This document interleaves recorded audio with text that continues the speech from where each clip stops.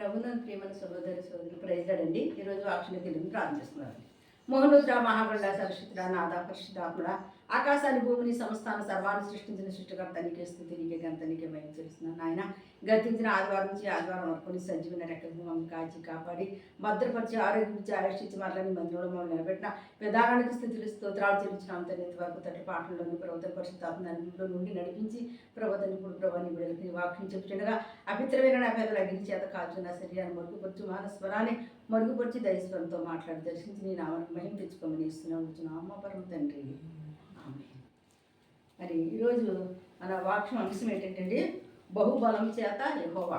బహుబలం చేత యెహోవా. నిర్మకాండము 13వ అధ్యాయం అండి 14 వచ్చింది.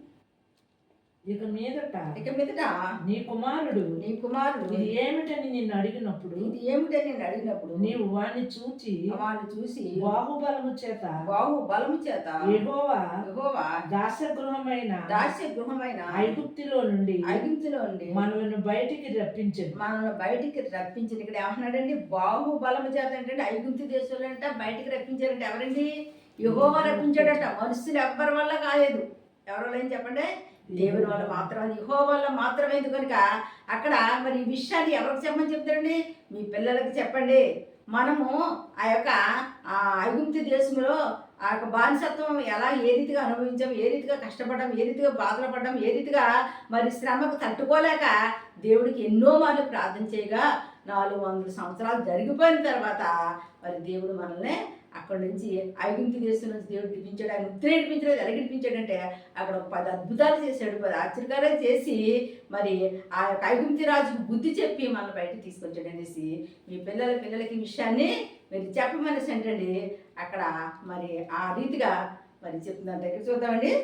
ఫరో మనలను పోనీయకుండా తన మనస్సును కఠినపరుచుకొనగా యెహోవా మనుషుల తొలి సంతానమేమి జంతువుల తొలి సంతానమేమి ఐగుప్తు దేశంలో తొలి సంతానమంతయు సంహరించెను. తొలి సంతానం ఎక్కడన్నాడండి? మరి ఇన్ని అద్భుతాలు చేసినప్పటికీ ఆ మనసు మారకుండా కఠినమైపోయినప్పుడు దేవుడు ఇచ్చినట్టు ఇది కాదు పనిసి కఠినమైన శిక్ష విధించాడు. ఎటువంటి శిక్ష అంటే ప్రతి తొలిసూలు పెట్టి ఒకడు ఏమైపోయారు చెప్పండి? హతం చేశాడు, చనిపోయినట్టుగా చేశాడు. అది జంతువులే కాదు, పశువులే కాదు, పనివాడే కాదు, కూలోడే కాదు, ఎవరైనా సరే, అధికారే కాదు, ఎవరైనా సరే తొలిసూరు బిడ్డలు అందరూ ఏమైపోయారటండి? చనిపోయారటండి. అటువంటి సమయంలో అప్పుడు చెప్పాడంట, ఎవరండి? పొరరాజు ఏమని? అయ్యి బాబు మీకు దండం, మీరు ఎట్టి వచ్చిన మా యొక్క దేశంలో ఉంటాయి లేదు కొండి, ఇప్పుడే అమాంతంగా ఇప్పుడే అయిపోండి. మీ గొర్రెల్ని మీరు మీకు ఏమైనా అన్ని పట్టుకొని ఇంకా ఏం కావాలో మా ఊళ్ళ దగ్గర అడిగి పట్టుకొని పోండి. మీరు మా దగ్గర ఉంటాయి లేదు, మీరు వెళ్ళి ఎవరిని సేవించుకోమని చెప్పాడండి?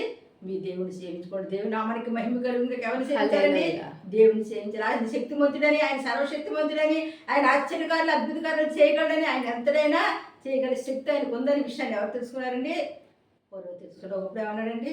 దేవుడు ఎవడని అడిగాడు. అటువంటి వాడు ఏం తెలుసుకున్నాడు చెప్పండి? దేవుని శక్తిని తెలుసుకున్నాడు, దేవుని యొక్క బలాన్ని తీసుకున్నాడు. ఆయన బలం చేత ఏ రీతిగా ఇశ్రాయేలుని కాపాడాడో ఆ విషయం తెలుసుకున్నాడు. అంటే ఆ రాజు గుండె ఏమైపోయింది చెప్పండి? కదిలిపోయిందంటే ఇంకా మన వల్ల కాదు. మనం ఎన్నిసార్లు ఆఫ్ చేసినా సరే ఇంకా మనం ఎట్టి పరిస్థితులు కానీ మన దగ్గర ఉండడం వల్ల కీడే తప్ప మేలు ఎట్టి పరిస్థితులు ఇంకా మనకే జరగదు. వీళ్ళు ఎంత తొందరగా వాళ్ళ దేవుడిని సేవించుకోవడం పంపించేది అంత మంచిదని ఎవరు తెలుసుకున్నారండి? అప్పుడే తెలుసుకున్నారండి. ఎక్కడ చదివామో చదవండి. ఆ హేతువు చేతను నేను నేను మగదైన ప్రతి తొలిచూలు పిల్లను యెహోవాకు బలిగా అర్పించుదు. అయితే నా కుమారులలో ప్రతి తొలి సంతానము ఎర ఇచ్చి విడిపించుదునని చెప్పవలెను. బాహుబలము చేత యెహోవా మన ఐగుప్తులో నుండి బయటికి రప్పించును గనుక ఆ సంగతి నీ చేతి మీద చూచిన గాను నీ కన్నుల మధ్య లాలాట పత్రిక గాను ఉండవలనని చెప్పిన. ఇక్కడ ఏమంటున్నాడంటే యెహోవా బహుబలము చేత ఎలాగైతే మనల్ని ఆ యొక్క పరువు యొక్క మరి తులసిని బిడ్డని అక్కడ ఉన్నవాడు అందరినీ చంపేసి తీసుకొచ్చాడో కనుక మనం ప్రతి తులసిని బిడ్డ ఎవరికి సమర్పించుకోవాలండి మనము దేవుడికి సమర్పించుకొని తర్వాత మళ్ళీ మనం కొంత ఎలా ఇచ్చుకొని మళ్ళీ ఏం చేయాలండి మన బిడ్డను మనం కొనుక్కోవాలి. అలా చెయ్యాలి. ఎందుకంటే దేవుడు చేసిన అద్భుతానికి మనం ఆ రీతిగా మనం చేసినప్పుడు ఎట్టి పరిస్థితులు ఆ కీడు మన మీదకి రాకుండా ఉంటుంది అనేసి ఏంటండి వాళ్ళంట వాళ్ళ పిల్లలకి ఈ విషయాలు ఏం చెప్తున్నారండి వాళ్ళు చెప్తున్నారు కనుకనే ఆ విషయం మరి అలా చెప్పాలి అలా చెయ్యాలని ఎవరు చెప్పారండి దేవుడే చెప్పాడు మనకు ఆ విషయాన్ని మళ్ళా ఏంటంటే చెప్పారంటే ఇక్కడ చూద్దామండి 17వ వచనం. మరియు ప్రజలను పోనీయగా దేవుడు ఈ ప్రజలను యుద్ధము చూచినప్పుడు వారు పశ్చాత్తాపడి ఐగుప్తికి తిరుగుదుమేమో అనుకుని ఫిలిష్తీయుల దేశము సమీపమైనను ఆ మార్గమును వారిని నడిపింపలేదు అంటండి మరలా కానీ మనసు మార్చుకొని వచ్చేస్తారేమో అని భయపడంటండి వీళ్ళు ఏం చేశారంట ఇటుకుంటే వెళ్తే ఆ యొక్క పొరో సైన్యం వాళ్ళు వస్తారు కానీ మనం ఇలా వెళ్ళకూడదు మనం వెనకొని వెళ్దామనేసి వాళ్ళు అలా వెళ్ళిపోయారంటండి. ఆ రీతికి వాళ్ళు ఎవరు వెళ్ళిపోయారండి ఇశ్రాయేలు వెళ్ళిపోయేసరికి ఏం జరిగిందో చూడండి 18. అయితే దేవుడు ప్రజలను చుట్టుదారియగు ఎర్ర సముద్రపు అరణ్య మార్గంలో నడిపించారు. అరణ్యం ఎరసండి అంటే ఆ చుట్టూ మార్గం అంటే ఇలాగెంత దగ్గరగా ఉంటుంది కానీ ఏంటంటే వీళ్ళు ఒకవేళ మన వచ్చి కానీ ఎట్టి పరిస్థితి తవ్వుతారనేసి అంటండి ఎర్ర సముద్రం అరణ్య మార్గం కూడా వెళ్ళి మధ్యలో ఎర్ర సముద్రం వచ్చేలాగా అలా తీసుకెళ్తుంటే ఎంత గొప్ప సంగతి అండి. చూసారా దేవుడు ఒక పని చేశాడంటండి. మనం అనుకుంటాం దేవుడు ఎందుకో మనకి చేసేస్తున్నాడు మీద కష్టపడిపోతున్నాం మనం చాలా బాధపడిపోతున్నాం అనుకుంటాం. ఎట్టి బస్సులో కాదండి నీకు ఏదో మేలు దాస్తుంది నేను ఇంతగా నలుగుట్టేస్తున్నాడంటే నేను ఇంతగా బాధ పెట్టేస్తున్నాడంటే ఇంతగా నువ్వు అనుకున్నదేమో జరగకుండా మనం నలిగిపోతున్నాడు. కారణం ఏంటంటే దేవుడు నీ పట్ల దేవుడికి ఎంతో సంకల్పం ఉంది. నిన్ను ఒక సాక్షిగా నిలబెట్టుకోవడం కోసం ఆయన నిన్ను నలగొడుతున్నాడు తప్ప నిన్ను బాధపడి నువ్వు వేడితే ఆయన నవ్వుకునే దేవుడు ఎట్టి పరిస్థితిలో కాదు. ఇశ్రాయేలు మరి ఎలాగా 10 అద్భుతాలు చేశాడు కదా 10 ఆశ్చర్యకారులు చేశాడు కదా ఆయన ఆశ్చర్యకారులు అద్భుతాలు వాళ్ళందరూ చూశారు కదా.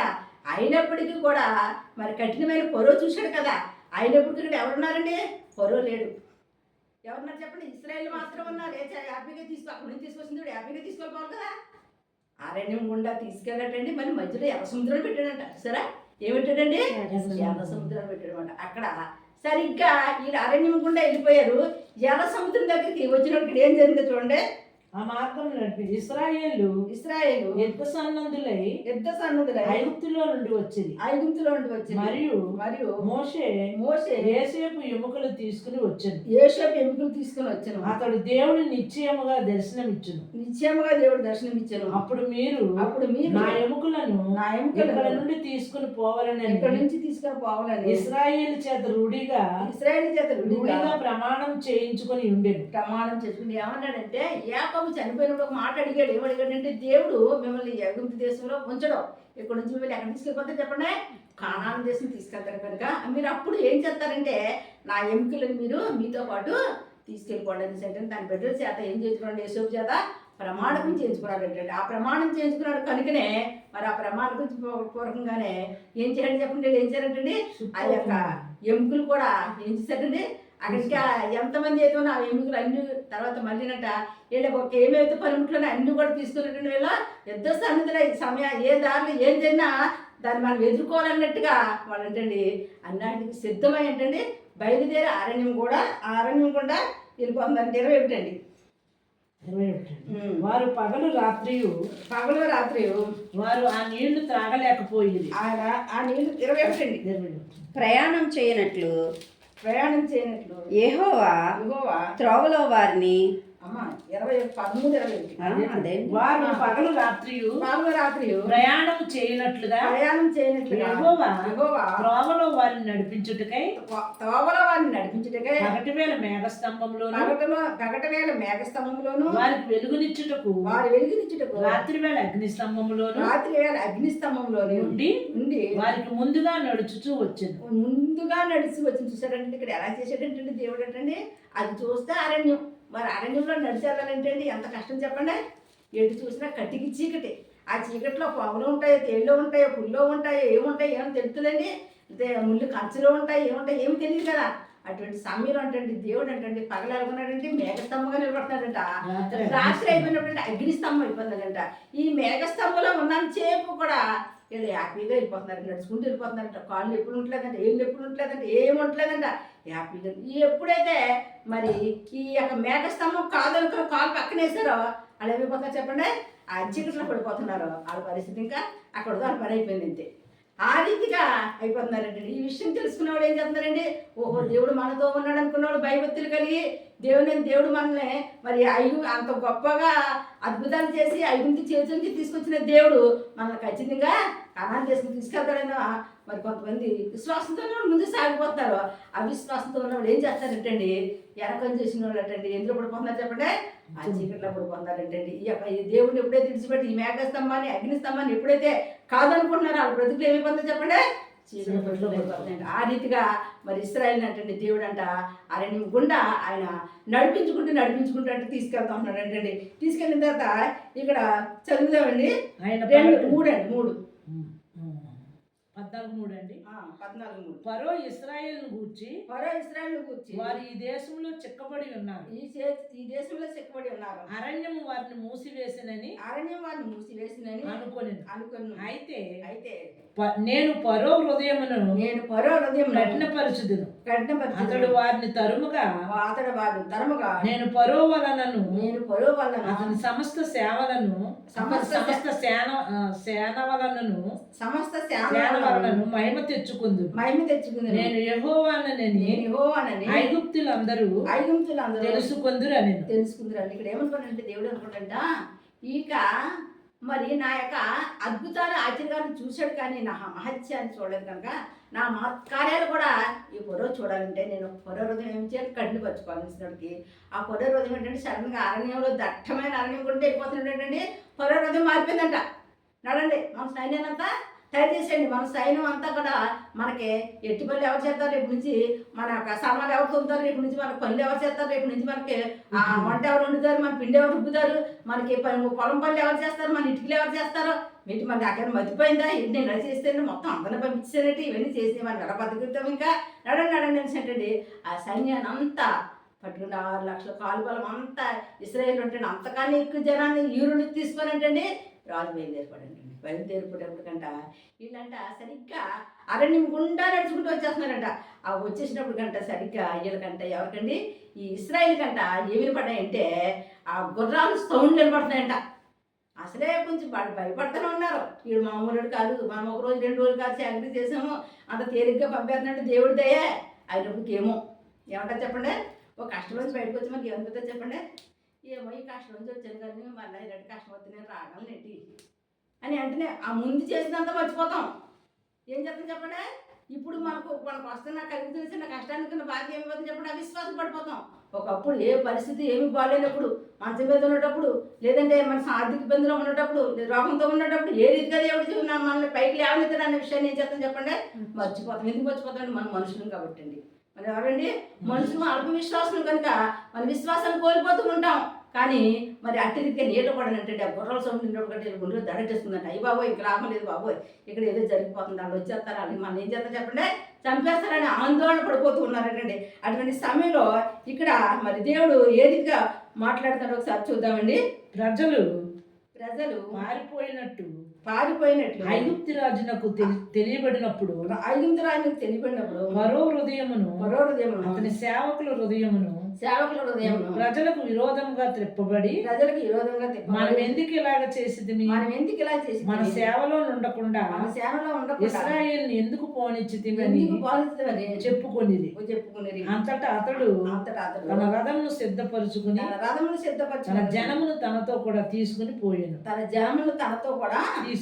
సరే వాళ్ళందరినీ తీసుకున్నట్టండి, ఇక లాభం లేదు నేనే తప్పు చేసుకున్నానని చెప్పుకున్నట్టండి. వాళ్ళందరినీ సమర్థించుకుని అందరికీ చెప్పుకొని మామూలుగా నటండి యథాస్థితిగా ఏమి తెలియని రీతిగా మరి అంటండి ఆయన తీసుకెళ్ళిపోతున్నారంటే. ఇక్కడ 8వ వచనం చదవమ్మా. యెహోవా ఐగుప్తు రాజైన ఫరో హృదయమును కఠినపరచగా అతడు ఇశ్రాయేలు తరిమెను. తరిమెను. అట్లు అట్లు ఇశ్రాయేలు బలిమి చేత బయలువెళ్ళుచుండిరి. ఐగుప్తులు అనగా ఫరో రథము గల గుర్రములనియు అతని గుర్రపు రౌతులు అతని దండును వారిని తరిమి బయోలెన్స్ ఎదుటనున్న పేహెరతునకు సమీపమైన సముద్ర దగ్గర వారు దిగియుండగా వారిని కలుసుకొనిరి.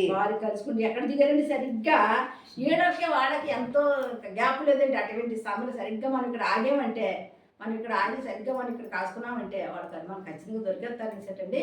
ఆ రీతిగా వాళ్ళంటే కొంచెం ఉండేటండి వచ్చేట్టు ఆగారంటండి. వాళ్ళకంట సరిగ్గా ఇంతవరకు గుర్రాలు సౌండ్ అనమాట. ఇప్పుడు ఏం చేద్దాం చెప్పండి, స్పష్టంగా మురుస్తున్నారు పడిపోతున్నారు. ఇంక వెనక్కి వెళ్దామంటే కనపడుతున్నారు, ఎదరికి వద్దంటే సముద్రం. అప్పుడు అంటున్నారంటే ఇంకా మోషే మాకు ఏదో వదిలించేస్తానని, మమ్మల్ని ఏదో పాలు తేలి ప్రవృత్తి చేసి తీసుకెళ్ళిపోతానని, దేవుడు మాకు ఇదే చేస్తాడని, మాకు ఏ అద్భుతాలు ఆశ్చర్యాలు జరిగిపోతాయనేసి మమ్మల్ని తీసుకొచ్చాడు. ఎందుకు తీసుకొని వచ్చాడంటే ఈ ఎర్ర సముద్రంలో మనల్ని ఒకేసారి మన అందరిలో పాతి పెట్టేద్దారనేసి. ఎందుకంటే అక్కడ మరి ఐగుప్తు దేశంలో అయితే సమాధిలోకి మరి ఒక్కొక్క సమాధి చేయాలంటే స్థలం దొరకదు కదా. ఈ సముద్రం అయితే ఇంకెవరికి కనపడమని ఇక్కడికి అంతకే తీసుకొచ్చాడు అనేసి అంటండి. ఇష్టం వచ్చినట్టు మాట్లాడుకుంటున్నారంటండి. ఎవరికి తోచినట్టుగా వాళ్ళకి చదువుకున్నారంట, ఎవరికి తోచినట్టుగా వాళ్ళు మాట్లాడుకున్నారంట. దేవుడు ఐగుప్తులో చేసిన అద్భుతాలు మర్చిపోయారు, రాత్రికారులు మర్చిపోయారు. దేవుడు ఏ రీతిగా పొరోకు బుద్ధి చెప్పి ఏ రీతిగా తీసుకొచ్చారు ఆ విషయాన్ని మర్చిపోయి ఏం చేస్తారు చెప్పండి. ఆ యొక్క భయంకరమైన పరిస్థితిలో ఆ పొరో చేతి నుంచి తీసుకొచ్చి ఆ బహుబలం చేత మనం బయటకు దాటించిన దేవుడు ఎర్ర సముద్రాన్ని దాటిస్తాడని విస్తాన్ని మర్చిపోయిందండి. ఎవరు ఇష్టం వచ్చిన వాళ్ళంటే మాట్లాడుతున్నారంట. కొంచెం చూపు ఉంటేనంటండి ఆ మోషన్ రాడ్కి చనిపోతారంట. అటువంటి పరిస్థితికి ఎవరు ఇస్తారు చెప్పండి. ఇశ్రాయేలు వచ్చినటువంటి సమయంలో ఇక్కడ మరి దేవుడు మాట్లాడుతున్నారు చూడండి. ఫరో సమీపించుచుండగా ఇశ్రాయేలు కన్నులెత్తి ఐగుప్తీయులు తమ వెనుక వచ్చుట చూచి మిక్కిలి భయపడి యెహోవాకు మొరపెట్టిరి. అంతటా వారు మోషేతో ఐగుప్తులో సమాధులు లేవని ఈ అరణ్యంలో చచ్చుటకు మమ్మల్ని రప్పించితివా? పట్టుకొని సమాధులు లేవని ఐగుప్తులో ఈ యొక్క అరణ్యంలో మనం చంపడం మనం తీసుకొచ్చావా? చూసారు ఎంత భయంకరంగా మాట్లాడుతున్నారు. సరేండి ఒకప్పుడు అంతే, మనం కూడా అంతే. మనకు కొంచెం కష్టం వచ్చినప్పుడు ముందు ఇన్ని చేసిన దేవుడిని మర్చిపోతాం, ఎలా తీసుకొచ్చిన దేవుడిని మర్చిపోతాం. ఏమైనా ఒకసారి ఏంది చేస్తే ఎందుకయ్యా మరి ఏది ఎంత పొత్తిడి అన్నాడు కదయ్యా నాయన, ఇంక నాకు చాలు, ఇంత మటుకు చాలు, నా ప్రాణం తీసుకోమన్నాడు కదా. ఆ పొత్తిడి నేను గొప్పవాడిని ఏంటి, నేను నాకు అనుకోండి, నువ్వు తీసుకో, ఎందుకు అనుకోండి, నువ్వు అలా చెయ్యి ఇలా చెయ్యి అంటామా లేదు చెప్పండి. ఖచ్చితంగా అంటాం. ఎందుకంటామంటే అండి మరి మన అంటే ఎవరంటండి అల్ప జీవులు అంటండి. మరి మనుషులు కాకుండా అల్ప జీవులు అంటే మన ప్రాణం చాలా అల్పమైందంటండి. ఏ సమయం ఎలా ఉంటుందో ఎవరికి తెలియదంటండి. కోటీశ్వరుడే కావచ్చు, బలహీనుడే కావచ్చు, బలవంతుడే కావచ్చు, డబ్బున్నవాడే కావచ్చు, డబ్బు లేనివాడికి ఎలాంటి వాడిని సరే ఎలాంటి చెప్పండి బలహీనుడు అంటండి. ఈ ప్రాణం పోటానికి ఒక్క నిమిషం చాలండి. ఒక్క నిమిషంలో మనిషి ఏమైతే చెప్పండి మనసు మార్చేస్తాడండి. ఆమె ఒక్క నిమిషంలో దేవుడు కాపుదలు లేకపోతే ఏమైపోతే చెప్పండి ప్రాణం పోతుంది. ఆయన కాపుదలు ఉంటే నీ ప్రాణం నిలబడుతుంది, లేకపోతే నీ ప్రాణం నిలబడ్డాకే ఎంత మాత్రం మనం ఇది ఉండదండి. ఇక్కడ ఏమున్నారు చెప్పండి, వీళ్ళు ఒకే ఒక మాట అనేసారు, వెంటనే అనేసారు. ఏమన్నారా, సమాధులు లేవని మమ్మల్ని సావడానికి తీసుకొచ్చామని అడిగారు. చూసారండి, మిమ్మల్ని చంపేసిలా ఉంటే దేవుడు ఎందుకు ఐగుప్తు చేతులను తీసుకు అక్కడ చంపేసింది కదా, అక్కడ వదిలేస్తుంది రాయిగా అది తింటాపోతే అన్నారు ముందు అన్నారు చచ్చిపోతారు ఏదో అయిపోతారు. ఎందుకు తీసుకురావాలి దేవుడు? దేవుడు నామం మహింపడాలని, మీరు బాగోవాలని. మీరు బాగా మర్చిపోయారేమో, మీరు ఎంతో మొరపెట్టారు, నాయన ఈ బాధలు ఈ కష్టాలు మాకు వద్దు, మేము భరించలేకపోతున్నాం, ఈ ఊబిలోంచి మమ్మల్ని బయటకు తీసుకురా, ఈ పరో చేతుల నుంచి మనం బయటకు తీసుకురా, ఈ బతకాల నుంచి మమ్మల్ని విడిపించమని మొరపెడతా మరి ఆలకించే కదా మోషని పంపించాడు. ఆ విషయం మర్చిపోయామన్నా చెప్పండి. తయారుగా దొరికాడు కదండి మోషే, ఎదురుకుండా కనపడుతున్నాడు కదా మోషే. ఆ మోషే మీద ఆ రీతిగా మాట్లాడుకున్నప్పుడు అప్పుడు మోషే మరి ఇక్కడ ఏమని చెప్తున్నా 13వ వచనం చదవండి. అందుకు మోషే భయపడకడే యెహోవా మీకు నేడు కలుగ చేయు రక్షణ మీరు ఊరక నిలుచుండి చూడుడి. మీరు నేడు చూసిన ఐగుప్తీయులు ఇక మీదట మరి ఎన్నడను చూడరని యెహోవా మీ పక్షంలో యుద్ధము చేయను.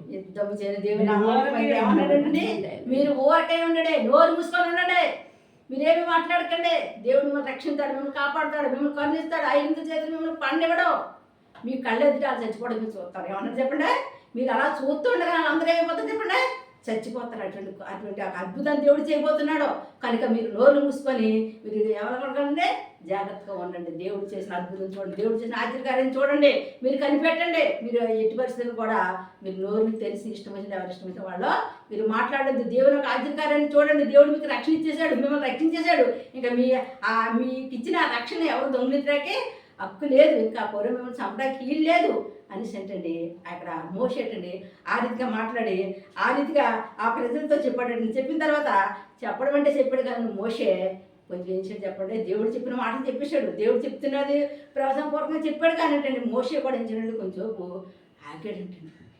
ఏం చేస్తాడో దేవుడు ఆగిపోయినప్పుడు ఏంటండి అప్పుడంట ఒక్కొక్క సమయంలోనంటండి మనం ప్రార్థన ఆఫ్ చేసేసిన లేదా మనం అనుకోలేని ఏదైనా ఆఫ్ చేస్తే దేవుడు వాక్యంతో మాట్లాడతాడండి. ఇక్కడ దేవుడు అంటండి టక్కనంట మాట్లాడండి. ఎలా మాట్లాడే చూద్దాం.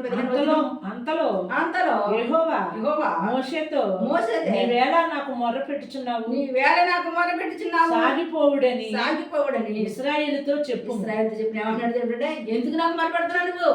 నేనేం చెప్పాను నీకు ఆల్రెడీ చెప్పేశాను కదా, నీ నోటికి నేను అవసరం ఇచ్చేసాను కదా.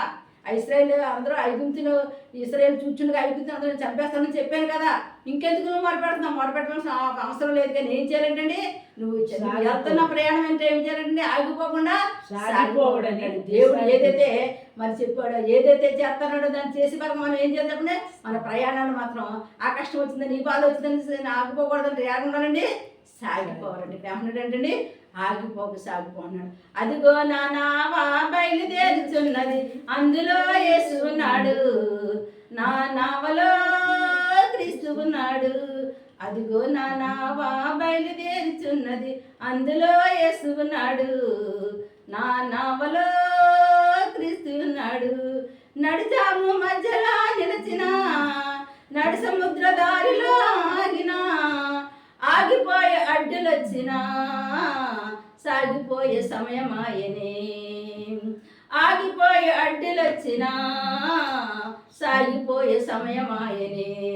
హల్లెలూయా. ఏమైపోయిందంటండి, ఎన్ని అడ్డులు వచ్చినా ఎన్ని ఆటంకాలు వచ్చినా మరి సాగిపోయే సమయం వచ్చినప్పుడు అంటండి ఎవరు ఆపు చేయలేరు. అలాగే నీ జీవితంలో నా జీవితంలో దేవుడు ఏదైతే వాగ్దానం చేశాడో ఆ వాగ్దానం నెరవేర్చడానికి ఎన్ని అడ్డులు వచ్చినా ఎన్ని ఆటంకాలు వచ్చినా ఎన్ని శ్రమలు ఎదురొచ్చినప్పటికీ ఏది ఏమైనప్పటికీ దేవుడు నీ పట్ల ఏమైతే చేస్తానని చెప్పాడో అది చేసిన వరకు నేను ఎడబాడు కనుక నీ ప్రయాణంలో నువ్వు ఎలాగన్నా చెప్పండి ఆగిపోకూడదు, సాగిపోవాలి. దేనికి భయపడకూడదు, దేనికి చేయకూడదు. ఈ లోపల ఉన్న శ్రమలోకి వస్తాయి కానీ అవి వస్తాయి తప్ప కానీ అవి మిమ్మల్ని ఏమీ చేయలేవు. అవి ఏం చేసి భయపడతాయి కానీ ఏమి మిమ్మల్ని చేయలేవు. కనుక దేవుని బట్టి ధైర్యం తెచ్చుకొని ముందుకు సాగాలి. ఇక్కడ మోషే ఎప్పుడైతే దేవుడు మాట విన్నాడో ఆగిపోక సాగిపోవని ఒక మాట విన్నాడో వెంటనే మోషే ఇక్కడ మరి ఏ రీతిగా సాగిపోతున్నా చదువుతామండి. ఇక్కడ 16వ వచనము, నీవు నీ కర్ర ఎత్తి ఆ సముద్రం వైపు నీ చెయ్యి చాపి దాని పాయలుగా చేయుము. అప్పుడు ఇశ్రాయేలు సముద్రపు మధ్యన ఆరిన నేల మీద నడిచిపోదురు. దేవుని నామానికి మహిమగా చెప్పేస్తున్నాడు. నువ్వేమనుకుంటున్నావు? నీ దగ్గర ఉన్న శక్తి నీకు తెలియలేదా? నీ దగ్గర నీ బలం నీకు తెలియలేదా? నేను ఏ రీతికి అయితే ఐగుప్తు చేసి అద్భుతాలు చేశాను నువ్వు మర్చిపోయావా? ఒక్కసారి నీ దగ్గర ఉన్న ఆ కర్రనే ఆ సముద్రంపై ఏం చేయమంటే చెప్పండి చాపమన్నాడు. కొట్టమన్నాడు. ఎలా కొట్టినాడు ఏమైపోయిందంటండి ఆ యొక్క సముద్రం అంటండి మరి 2 పాయలు అయిపోయిందంట, 2 గోడలుగా విడిపోయిందంట. మధ్యన 6 నేల అయిపోయిందంట. అడ్డపక్క గోడ ఇటుపక్క గోడ ఎందుకంటే అడ్డపక్క రాసి ఇటుపక్క రాసి నీటు అలా ఆగిపోయి ఎంతేనంటండి మధ్యలో 6 నేలంట. ఆ నేలని నడిచి వెళ్ళిపోయినాక దేవుడు అంటాడు ఒక అద్భుతం చేశాడు. దేవుడు నామానికి మహిమ కలుగుగాక.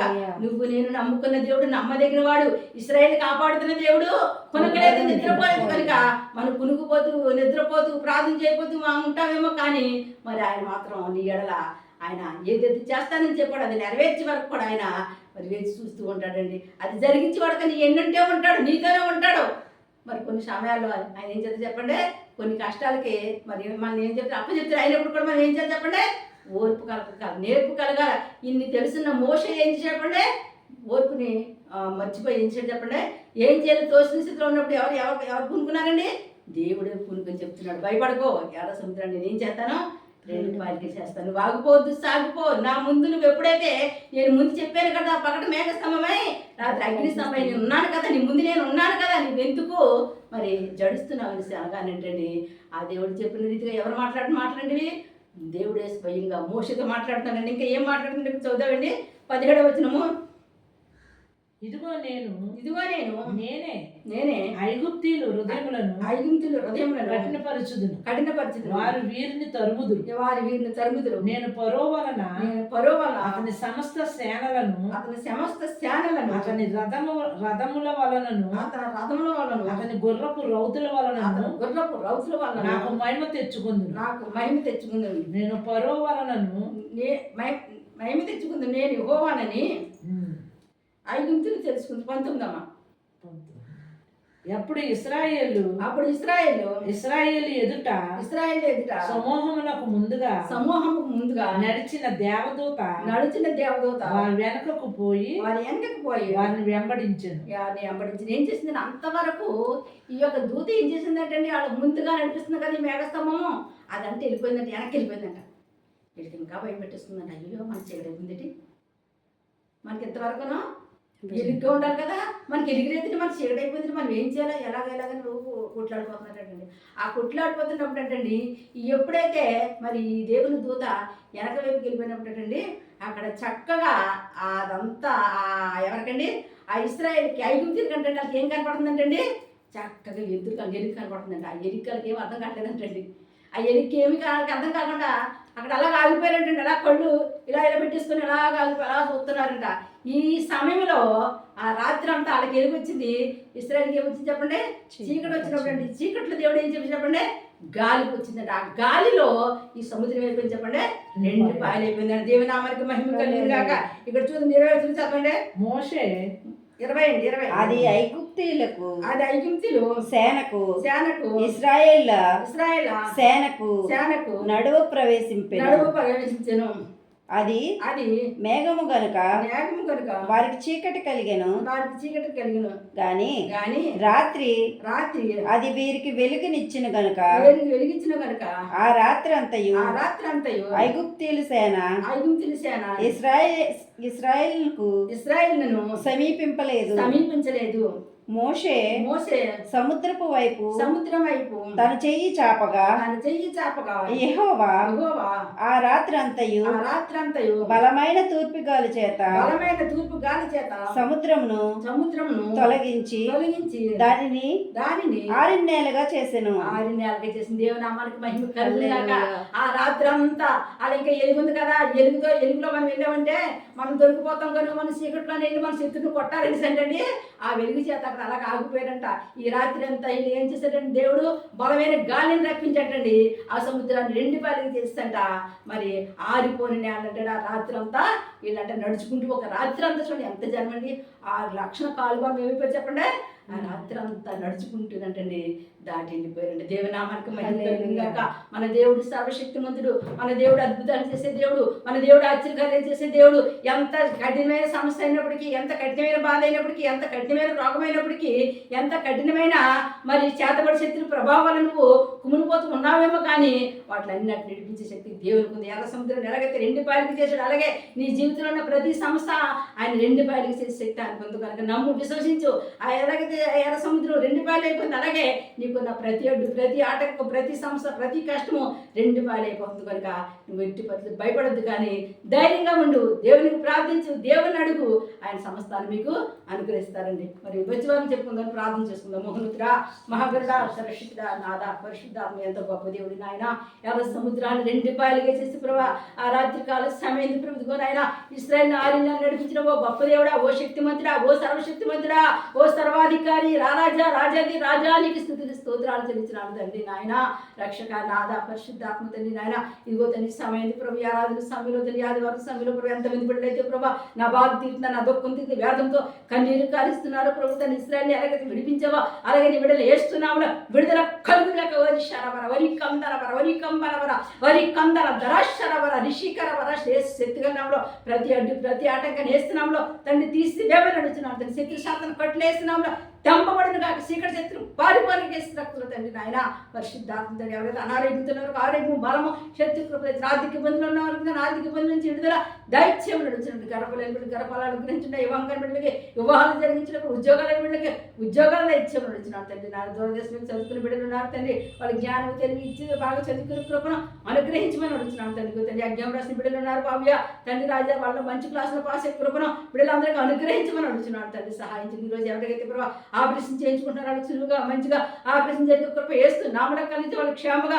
సురక్షితంగా బయట తీసుకురామని నడుచున్నాను దేవుడి బిడ్డలకు సులువైన జరిగే కృప వేస్తూ నామలో కలిగి నాకు సహాయం చేయండి అయినా తండ్రి పరిశుద్ధాత్మ నీకే స్థుతులు స్తోత్రాలు చెల్లించిన సర్వ సృష్టికర్త నీకే స్థుతులు చెల్లి బిడ్డలు ఉన్నారు బాబు బిడ్డలకు ఆరోగ్యం బాబు శక్తి కృప దయచేది వృద్ధులు ఉన్నారయ్యా వాళ్ళు ఉన్నారయ్యా జ్ఞాపకం చేసుకుంటే ఎండలో తట్టుకునే శక్తిని అనుగ్రహించండి ఎండలో తగ్గించండి పరిశుద్ధాత్మ తండ్రి నాయన ఏసే మాకైతే నాయన అన్న వస్త్రాలు ఇచ్చి తండ్రి రాజా ఉంటారు నీడిచ్చి బావ్య మేము ఇలా ఉన్నాం తండ్రి ఈ యొక్క ఆధారం లేక తండ్రి ఎంతో మంది రోడ్ల మీద ప్రభు ఎంతో మంది ప్రభు నాయన ఏసే బాధపడుతున్నారు తండ్రి వారిని ప్రభు తండ్రి కనికరించి తండ్రి కటాక్షించి ప్రభు తండ్రి వాళ్ళకి ప్రభు తండ్రి చూడటానికి ప్రభు దాతలు మీరు అనుగ్రహించమని అడుగుతున్నాను తండ్రి కృప చూపించమని అడుగుతున్నాను నాయన రక్షణ మా భారతదేశాన్ని కాపాడిన ప్రభు ప్రకృతి కృతిని కాపాడిన ప్రభు దుష్టద్రాత్మ చీకటి ప్రభావం నుంచి కాపాడిన ప్రభు గొడవలు అల్లర్లు తండ్రి నాయన కొట్టివేయండి పరిశుద్ధాత్మడానికి స్థితులు తండ్రి నాయన మేము ఎన్ని చూస్తుంటే ప్రభు నీ రాకడ సమీపం ఉందని ప్రభు ప్రతి బిడ్డ మెరుగు కలిగి ప్రార్థించే ప్రార్థన శక్తిని ప్రార్థన బలాన్ని ఇచ్చామని నడుచున్నాడు తండ్రి నాయన స్వాతంలో ప్రవేశించి కూడా మీరు మెరుగు కలిగి ప్రార్థించమన్నావు తండ్రి ప్రతి విశ్వాస ఆరీతిగా ప్రార్థించే కృప దయచేయమని నడుచున్నాను తండ్రి దయగల తండ్రి దయచేసి కృపగల తండ్రి నీ కృపను కుమర్చమని నడుచున్నాను నాయన రక్షక నాదా పరిశుద్ధాత్ముడు ఎన్ని తరచునా ఏ జరిగినా జరిగేది నీ చిత్తమే ప్రభు తండ్రి చిత్త ప్రకారంగా నడిపించిన రెండు విడలో కాపాడిన పరిశుద్ధాత్ముడానికి స్థుతులు స్తోత్రాలు చెల్లించున్నాను తండ్రి సాయం చేయండి మా భారతదేశంలో జరుగుతున్న భయంకరమైన అల్లర్ల భయంకరమైన తండ్రి ఇదిగో తండ్రి రక్షక నాదా ఒకరినొకరు చంపేసుకున్నారు బాబు తండ్రి భయంకరమైన పరిస్థితిలో ఉన్నారయ్యా ఒక్కసారి కరుణ చూపించి కటాక్షించి ప్రభు నీ చిత్తం ఏమైందో నాయనా నీ చిత్తాన్ని మా దేశం మీద తండ్రి రాజా నెరవేర్చమని అడుగుతున్నాను మా దేశాన్ని కాపాడమని అడుగుతున్నాను కరుణించమని అడుగుతున్నాను తండ్రి నాయన ఎస్ తండ్రి ఎవరైతే నిరాధారంగా ఉన్నారో వాళ్ళకి తండ్రి ఆధారం కలిగిమని అడుగుతున్నాను తండ్రి రక్షగా నాదా ప్రభు రక్ష డ్రైవర్ నుంచి మన డ్రైవర్ తండ్రి నాయన నీ కృప నుంచి నీ కాపు నుంచి వారు బండి ముందు వారు క్షేమంగా సురక్షితంగా గృహాలకు వెళ్ళి కృపదైత్యమని అడుగుతున్నాను వాళ్ళ చేతికి కష్టజితాన్ని వృద్ధిలో తీసుకురామని అడుగుతున్నాను తండ్రి సాయించండి దీవించండి ఆశీర్వదించమని అడుగుతున్నాను ఎవరైతే మా ప్రార్థన గోపురానికి బాబు ఫోన్ చేసి ప్రార్థన చేయించుకుంటున్నారో తండ్రి మా బిడ్డను మీరు జ్ఞాపకం చేసుకున్న ప్రభు వాళ్ళకున్న కష్టాలు వాళ్ళకున్న బాధలను ఇక్కడ వేస్తున్నాములో తీసివేమని అడుగుతున్నాను తండ్రి నీకు స్థుతులు స్తోత్రాలు చెల్లించినాను తండ్రి నాన్న ఎవరైతే మంచాల మీద ఉండి లేవలేని పరిస్థితుల్లో నాయన ఉన్నారో అటువంటి బిడ్డలు స్వస్థత విడుదల దయచేసి తండ్రి నన్ను నడిపించమని అడుగుతున్నాను తండ్రి కృప చూపించి తండ్రి రక్షణ బిడ్డకి రక్షణ మారు మనసు పరిశుద్ధాత్మ బిడ్డకి పరిశుద్ధాత్మ దయచేసి అన్ని విషయాలు వేలు చేసి దీవించి ఆశీర్వదించమని ఏ శక్తివంతమైన నాముని ప్రార్థన అంతా మీకు సమర్పణ చేసుకున్నామా పరమ తండ్రి. God bless you.